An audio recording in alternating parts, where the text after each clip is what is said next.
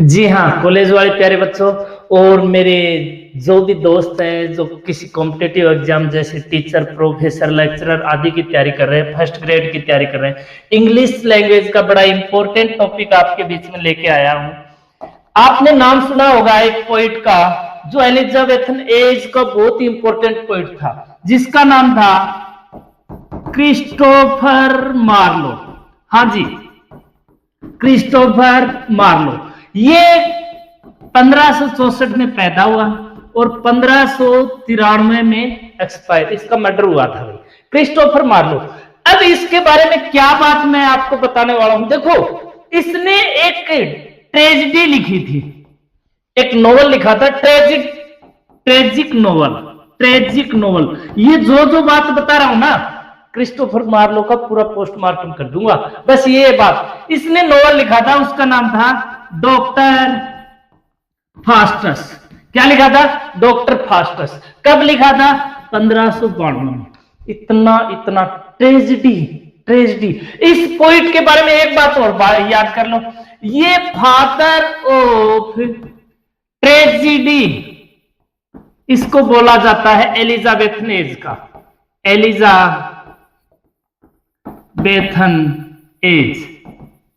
Elizabethan age का father of tragedy कौन है?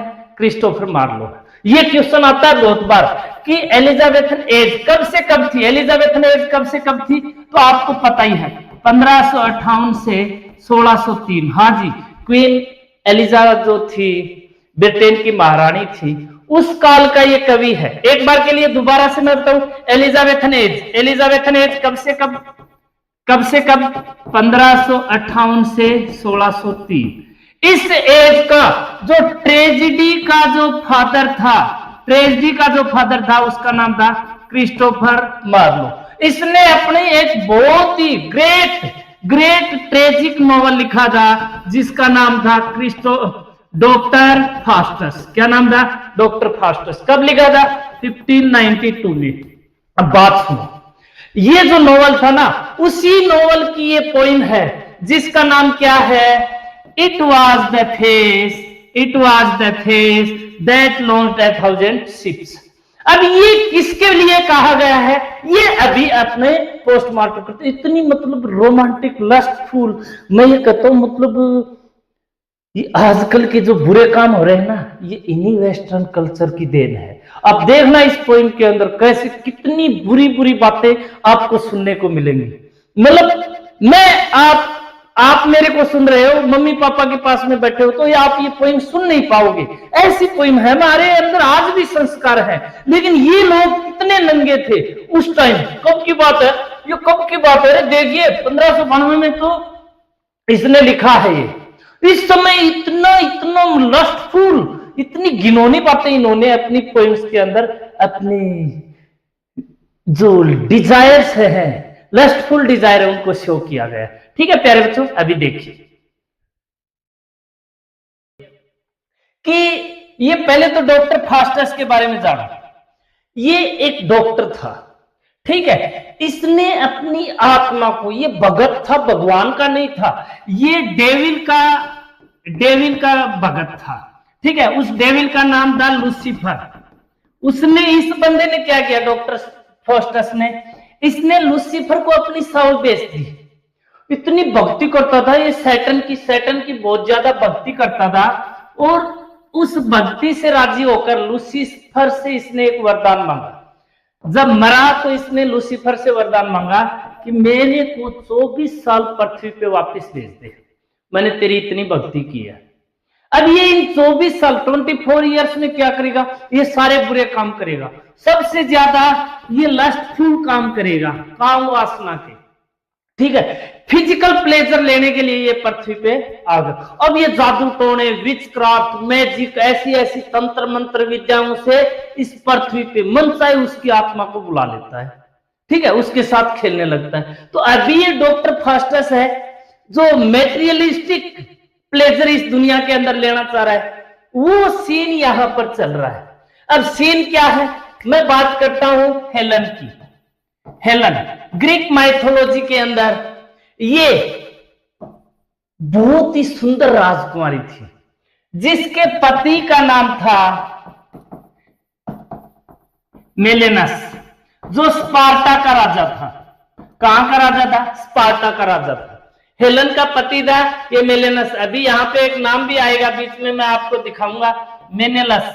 ठीक है, मेनेलस नाम है ये, एक मिनट, मेनेलस, ये स्पार्टा का राजा है। ठीक है जी। अब ये वीक कमजोर सा बंदा, ये दुनिया की खूबसूरत लेडा, इसकी मां का नाम लेडा था। ठीक है, अब ये बड़ी खूबसूरत है, अभी इसके साथ नहीं निभी और इसका अफेयर चलने लगा एक बंदे के साथ। वो अफेयर किसके साथ चला? पेरिस के साथ। किसके साथ इसका अफेयर किसके साथ चला? पेरिस के साथ। याद कर लेना, ये कौन था? ये ट्रोय का राजकुमार था, ट्रोय का राजकुमार। इसके साथ इसका अफेयर चला। एक दिन पेरिस इसको भगा ले गया, उठा ले जाऊंगा तुझे मैं डोली से, पेरिस भगा ले गया इसको। अब भाग गई अपने प्रेमी के साथ। अरे ये कहानियां देखो अब अपने इंडिया में आजकल हो रहा है। क्यों हो रहा है? ये वेस्टर्न कल्चर को जो हम अपना रहे, यहाँ तो बहुत पहले चलता था भाई।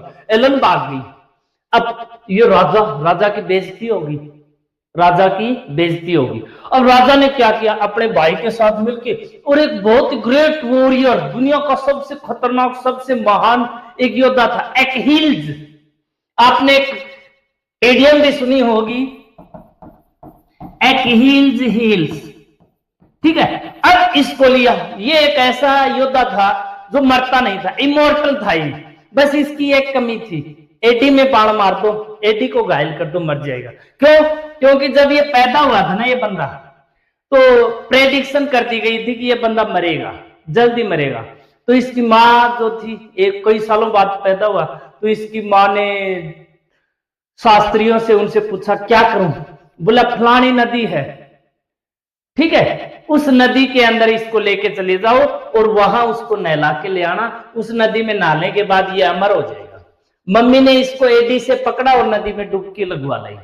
अब वो एडी वाला हिस्सा पानी में नहीं डूबा तो वो इमोर्टल नहीं हुआ, बाकी पूरा शरीर इमोर्टल हो गया। कहीं बाण मार दो, काट दो, ये मरता नहीं था। लास्ट में ये मरता कैसे है? एडी में बाण लगने से मरता है। वही रावण वाली बात है। तो ये कहानी है।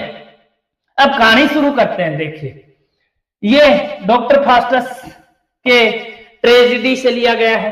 वाज, अब देखो इसने क्या किया, डॉक्टर फास्टस ने हेलन को बुला लिया मंत्रों से हेलन की आत्मा को बुला लिया है। ओम हिं क्लीं चामुंडाय विच्छे नमः। हेलेना हाजिर हो गई। Was this the face that lost 1,000 sheep? अब पता है क्या हुआ? वो इसका पति है ना मेलेनस, इसने अटैक कर दिया है पेरिस के ऊपर, ट्रोय के राजकुमार के ऊपर। 1,000 शिप। और मैं बता देता हूं प्यारे बच्चों, 10 साल तक ये युद्ध चला था। कितने साल तक युद्ध चला? 10 साल तक। तो वो पूछ रहा है हेलन को, देखो इतनी खूबसूरत युवती, क्या यही वो चेहरा है जिसकी वजह से 1,000 जहाजें लॉन्च हुई थी? यानी 1,000 शिप्स के साथ इस स्पार्टा के राजा ने ट्रोय के राजकुमार के ऊपर अटैक किया and burnt the topless towers of Ilium. अब ये इलियम है ना, ये ट्रोय का ना पुराना नाम है। ट्रोय जो जगह है, ये ट्रोजन का वार हुआ था भाई। कौन से वार से जाना जाता है? ट्रोजन का वार। ये ट्रोय जो शहर है उसको जला दिया था। ऊंची ऊंची इमारतों को, टॉपलेस मतलब हाई टावर्स, हाई बिल्डिंग, जो ऊंची ऊंची बिल्डिंग थी उनको 10,000, ये जो 1,000 जहाजें थी ना, उन्होंने ध्वस्त कर दिया था, रुइन कर दिया था। Sweet Helen. अब डॉक्टर फास्टस हेलन को कह रहा, ए मेरी प्यारी Helen, make me immortal with किस एक पप्पी, तू मुझको उधार दे दे। ये कह रहा है कि मुझे इमोर्टल कर दे एक किस देकर।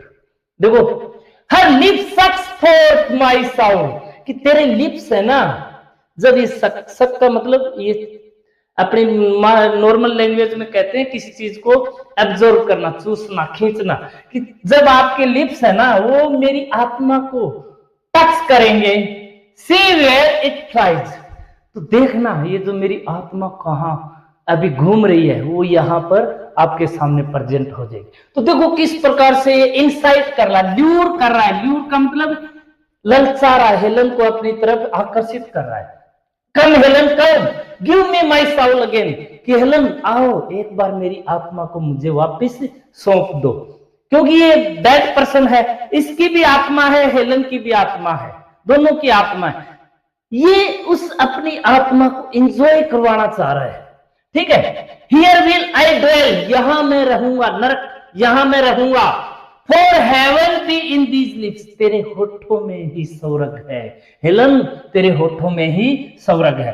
एंड ऑल इज ड्रॉस, ड्रॉस का मतलब होता है यूजलेस, कि सब कुछ बेकार है। दैट इज नॉट हेलेना, कि जो हेलेना नहीं है, इस दुनिया की सारी चीज बेकार है, सबसे अच्छी चीज है वो हेलन ही है। ऐसे ही तो फंसाया जाता है ना। I will be Paris, Paris वही है हेलन का, हेलन का प्रेमी, कि मैं दोबारा से पेरिस बन जाऊंगा। कहां का राजकुमार? ट्रॉय का राजकुमार। That is not Helena. ये क्या कह रहा है? And for love of thee, ये पुराना नाम है यू का, तेरे प्यार के लिए मैं पेरिस बन जाऊंगा। तेरे प्यार में कहीं कवि न बन जाऊं, तेरे प्यार में वो कविता, ऐसा भी एक गाना है ना। तो यहां पे वो कह रहा है कि मैं तेरे लिए पेरिस बन जाऊंगा इंस्टेड ऑफ ट्रोय। अब कह रहा है पेरिस का ट्रोय खत्म हो गया था, लेकिन मेरा सेंट विटनबर्ग भी सेट। ये जो डॉक्टर फोस्टस का जो शहर था उसका नाम था विटनबर्ग। बता देना विटनबर्ग किसका शहर था? डॉक्टर फास्टस का। सेट का मतलब है रूइंड। वो कह रहा है कि अरे ट्रोय क्या, चाहे विटनबर्ग भी खत्म हो जाए, तू तो मिस मेरी हो जाए।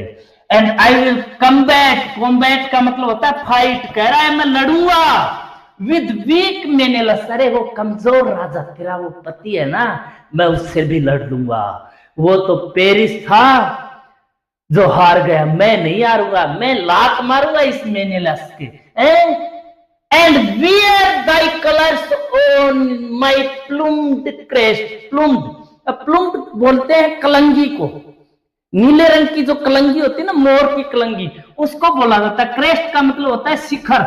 अब देखो जो ताज होता है ना, ताज, और मैं उसको खत्म कर दूंगा मेनेलस को। उसको खत्म करने के बाद and wear thy colours, colours का मतलब होता है झंडा, और तेरा विजयी जो झंडा है वो मेरी कलंगी के ऊपर लगाऊंगा हेलेन, तेरे विजयी पताका लहराऊंगा। मेरी प्लूम्ड का मतलब होता है जो नीले रंग की, क्रेस्ट शिखर, और कलर्स झंडा। ये I will bound Achilles in the hill, देखो मैंने बताया था ना एक्हिल्स हिल, एक्हिल्स हिल एक इडियम है, बहुत ग्रेट इडियम है, बहुत बार आती है। इसका मतलब होता है, एक्हिल्स हिल का मतलब होता है वीक पॉइंट। क्या होता है? Weak point. कह रहा है मैं उस महान योद्धा एक्हिल्स को भी घायल कर दूंगा। कहां? अटैक करके उसकी एडी में बाढ़ मारूंगा, उसको भी खत्म कर दूंगा।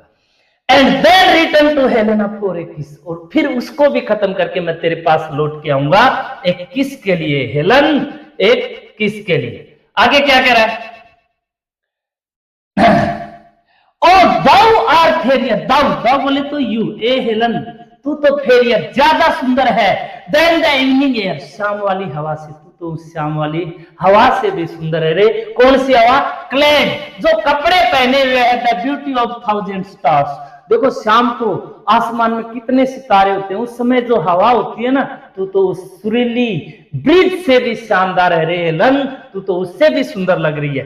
ब्राइटर आर, दो का मतलब भी यहाँ यू होता है, ये यू का पुराना नाम है भी, तू तो उससे भी ज्यादा चमकीली है देन फ्लेमिंग जुपिटर। अब ये जुपिटर एक स्टार होता है भी, सबसे चमकीला जो स्टार होता है शाम वाला, उसको जुपिटर बोलते। तू तो जुपिटर से भी ज्यादा चमकीली है रे हेलन, उससे भी ज्यादा सुंदर है। When he appeared there to helpless Semele, अब ये जो है ना, ये सेमेली, ये जुपिटर की बिलोव्ड है, यानी देखो प्रेम की कहानियां। अब हेल्पलेस का मतलब होता है अनफॉर्चुनेट। एक बार क्या हुआ भी, ये जुपिटर अपनी प्रेमिका से मिलने आया, बड़ा चमकीला सितारा था, और ये नालायक इतनी अभागी थी कि जब जुपिटर उससे मिलने आया तो उसके प्रकाश में जल गई, मतलब प्रेमी से ही नहीं मिल पाई। तो जब वो अपनी प्रेमिका के पास आता है ना, उस अभागी प्रेमिका सिमली के पास, तू तो उस जुपिटर से भी ज्यादा चमकीली, अरे मेरी Helen, more lovely than the monarch of the sky. Monarch of the sky कौन होता है? अपोलो। आप कह सकते हो सन को, अरे तू तो उस सूर्य देवता से भी ज्यादा लवली है। मोनार्क का मतलब होता है राजा। क्या होता है? राजा। तू तो उस सूर्य देवता से भी, अपोलो से भी ज्यादा अच्छी। अरे इन वांटन, वांटन का मतलब होता है चाहत, एंथुसियाज्म। एज्यूड, एज्यूड का मतलब होता है ब्लू। अब ये देखो, ये और सूर्य देवता भी प्यार करता है भी। ये अपने प्रेमिका एरेस्थुसिया की नीली बाहों में बसना चाहता है। अब मैं बता दूं, ये भी किसी और की लुगाई थी। ये सूर्य है, ये भी किसी और की लुगाई से चक्कर चला रहा है, देख लो भी। And none but thou shalt be my paramour. Paramour, paramour का मतलब होता है बिलव्ड। कोई नहीं, सिर्फ तू मेरी प्रेमिका बनेगी। ये रेहलन, नन बट दो, दो का मतलब होता है यू। मैं किसी और का नहीं होऊंगा, सिर्फ तेरा होऊंगा। देखो कैसे फंसा रहा है। लड़की दिखी, डोरे डालने लगा। कौन? Doctor Faustus. तो ये सारी कहानी डॉक्टर फास्टस की। बताओ कैसी थी? पॉइंट समझ में आ गई? ये ट्रेजेडी है, एंड्रयू मार्वेल के द्वारा लिखी हुई, ठीक है। और जो पोइम है ये उस ट्रेजेडी का ही एक पार्ट है। प्यारे बच्चों, समझ में आ गई? समझ में आ गई? तो ये आपकी पोइम थी Andrew Marlowe, Andrew Marlowe, Marvell नहीं, एंड्रयू मार्लो की ये एक पोइम थी भाई, सॉरी क्रिस्टोफर मार्लो के द्वारा ये लिखी हुई है। किसके द्वारा लिखी हुई है? डॉक्टर फास्टस क्रिस्टोफर मार्लो के द्वारा ये लिखी हुई है। ये आपकी पोइम थी। वीडियो अच्छा लगा तो लाइक शेयर सब्सक्राइब जरूर कर दीजिएगा। प्यारे बच्चों, आपके लिए रातों को मेहनत हो रही है, आप इन मेहनत को साकार कीजिए। आपके लिए और भी अच्छे वीडियोज प्रेजेंट होंगे। जो जो इंपॉर्टेंट क्वेश्चन थे आपके सामने सारे हाजिर हो गए। ठीक है प्यारे बच्चों, मिलते हैं नेक्स्ट वीडियो में। जय हिंद।